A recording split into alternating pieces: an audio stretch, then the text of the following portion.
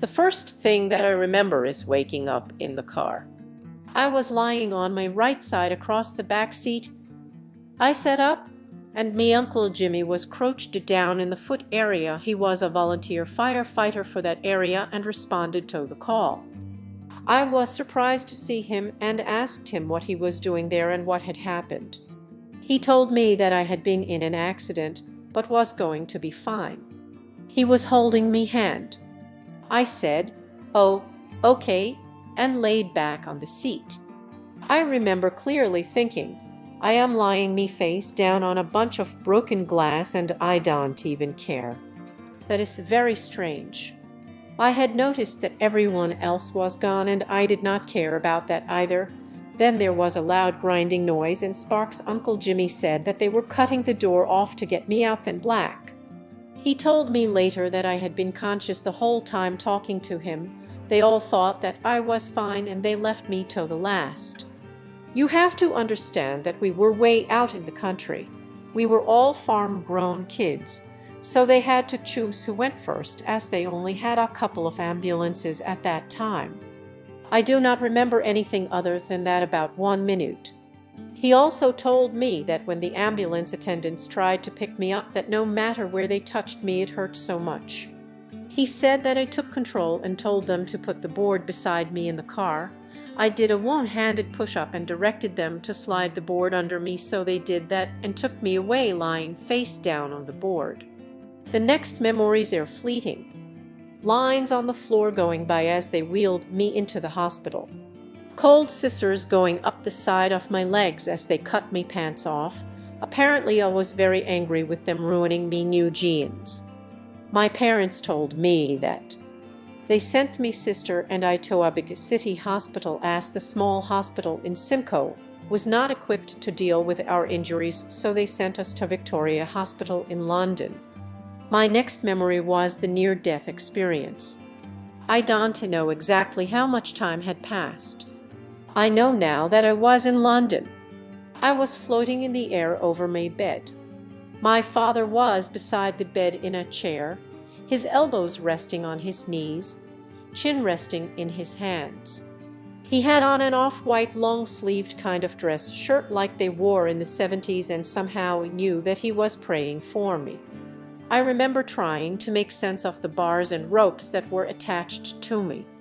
My right leg was up in the air and a cast on my left. I remember thinking that it was looking down at me. Strange, I thought, why don't I care? I remember feeling intense love for me father, and then I was somewhere else. There were others there and the overwhelming sense of love surrounded me, kind of like putting on skin. It was just so much a part of me. I cannot describe the others. It was like they did not want me to see them. I remember one of them saying, "Look, she's here," and another turned and said, "You cannot stay here, it's not time." "That's okay," I said. "I want to stay." He came to me and took hold of both of my arms. "No," he said very clearly and slowly, "it's not time," and he proceeded to push me back down. I remember struggling with him, arguing, and Wama was back in my body. I also remember the intense pain from my injuries and then black. I again had fleeting memories. I could not stay conscious for any amount of time for about the next 2 weeks. My parents told me later that they sat there for 3 agonizing days before the doctors finally told them, "Your girls are out of the woods." I spent 3 months in the hospital and me sister 4 months. They let her come home Christmas Eve. That was a great experience. I talked to my dad about it, probably about a month later. He listened to me entire story. The whole experience changed my life. I could feel it. I had this big exciting secret. Little by little as time passed, other things happened to me. I now to this day have someone that talks to me and I hear it very clearly. Not all of the time, but in any situation where I can help someone. Once I was transported to a place where a 5-year-old child was staying. She had 2 angels with her waiting, but they let her have time to give me a message for her moan. That is another story in itself, amazing.